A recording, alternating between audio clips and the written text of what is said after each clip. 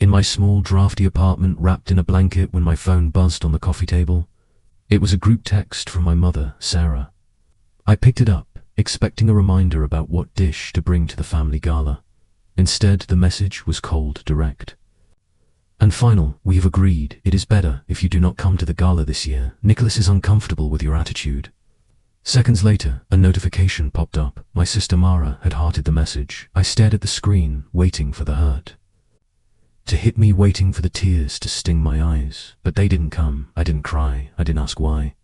I just felt a strange, cold clarity settle over me. I typed one reply, perfect, you will not see me again either.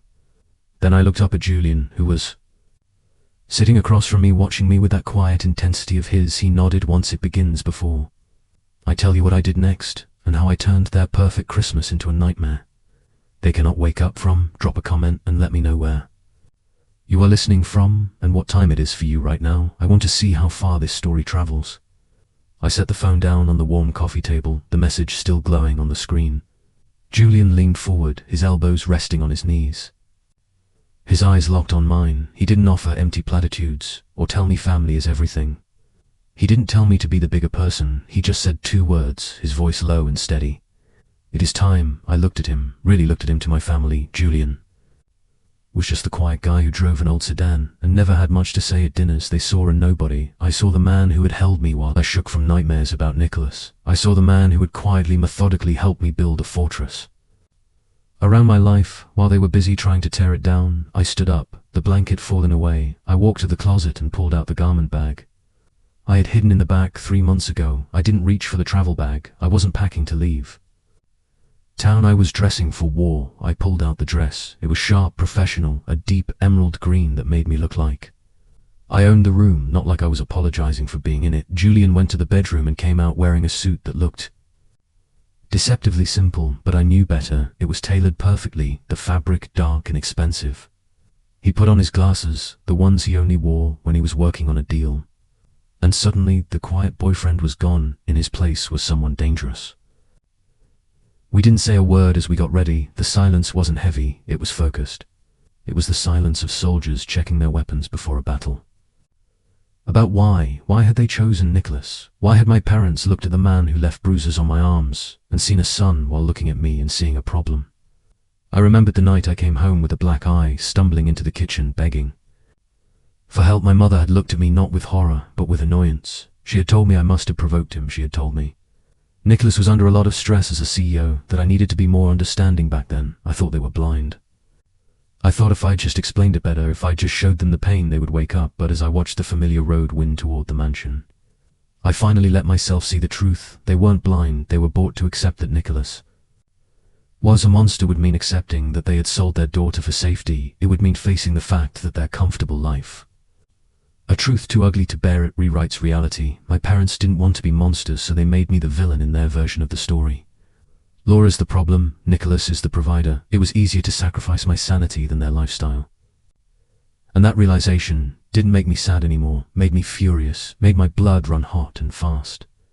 I looked over at Julian, his hand resting on the gear shift, steady and calm. We weren't going to beg for a seat at their table tonight. We were going to foreclose on it. We pulled up to the iron gates of the Henderson estate, the gravel crunching beneath the tires of Julian's modest sedan. To anyone else, this place looked like a dream. The sprawling colonial mansion was bathed in warm golden light, with tasteful wreaths in every window, and a Christmas tree that soared 2 stories high in the foyer. The driveway was a parade of luxury. SUVs and German sports cars, a testament to the family's supposed success. But as I looked at the pristine white columns, I didn't see a home. I saw a shell company. I saw a monument built on tax evasion and shadow loans. We walked up the steps, the cold winter air biting at my cheeks. I could hear the murmur of conversation and the soft clinking of crystal from inside. I didn't knock. I opened the door and stepped into the warmth. The conversation died instantly. It was like someone had cut the power of the string quartet in the who had spent years hearing stories about how unstable and difficult I was, stared at me like I was a ghost. My mother, Sarah, was the first to. A mask of panicked fury. She grabbed my arm, her nails digging into my skin through my sleeve, and hissed in a voice low enough not to disturb the donors, but loud enough to cut. What are you doing here? We told you to stay away, and why did you bring him? She cast a look of pure, unadulterated disdain at Julian. To her, in his off-the-rack suit and quiet demeanor, he was nothing. He was a stain on her perfect tapestry. She looked at him like he was the help, like he should have been using the service entrance before. I could answer. The crowd parted. Nicholas emerged. He looked impeccable. I will give him that. He walked with that easy, predatory grace of a man who has never been told no. He didn't look angry. He looked amused. He walked right up to us, ignoring me completely. He reached into his pocket, pulled out a crumpled $5 bill, and tucked it into Julian's breast pocket. "Why don't you be a good lad, and go, move your car around back. You are blocking the view of the Porsches." My father Gregory walked up behind him and let out a bark of laughter. He clapped Nicholas on the shoulder, beaming at him with a pride he had never once shown me, you tell him. My sister Mara was smirking behind her champagne glass. I felt the heat rise in my chest, the old instinct to shrink, to apologize, to run away, but... Then I looked at Julian. He didn't flinch, he didn't get angry. He looked at the $5 bill, then up at Nicholas and gave him a small, polite smile. It was the smile of a wolf watching a sheep explain why it shouldn't be eaten. "I will keep this safe," Julian said softly. My mother shed us toward a corner table, far away from the center of the room, treating us like an embarrassing stain she couldn't scrub out. She thought she was putting us in our place. She didn't realize she was locking herself in a cage with the only people who held the key. They thought they were royalty holding court. They didn't realize it yet. But the room had already fallen. The kingdom had been taken. The morning before dinner was just the ceremony. White-gloved servers drifted through the hall like spirits, placing filet mignon in front of people who had sold pieces of themselves to afford it. I didn't eat. I observed. I watched my father Gregory rise and tap a silver spoon against his crystal glass.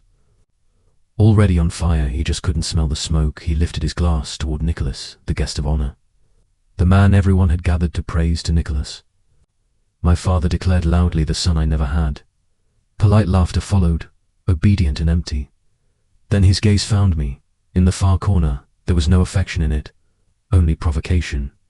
"You see," he continued, lowering his voice for effect, "in life some children drain us. They take and take until there's nothing left. A pause, and others sustain us. They step up, they save us." He raised his glass higher. "We are truly blessed to have Nicholas steering this ship." Applause thundered through the room. Nicholas didn't act humble. He looked like a predator, enjoying the spotlight, relaxed, satisfied. He leaned back with a grin shared only with my father, a look that said this world belonged to them. They thought this was my execution. They expected me to shrink, to disappear beneath their approval.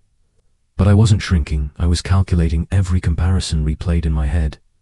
Why can't you be more like Nicholas? Nicholas understands power. Nicholas knows how to control people. They had worshipped the hand that hurt me because it fed them till they traded my safety for silence. They dismantled me piece by piece. Tonight I found my voice again, and it cut. I stood. My chair scraped violently across marble. The sound cracked through applause like a gunshot. Head snapped around my mother's eyes, widened in warning. Her lips shaped sit down.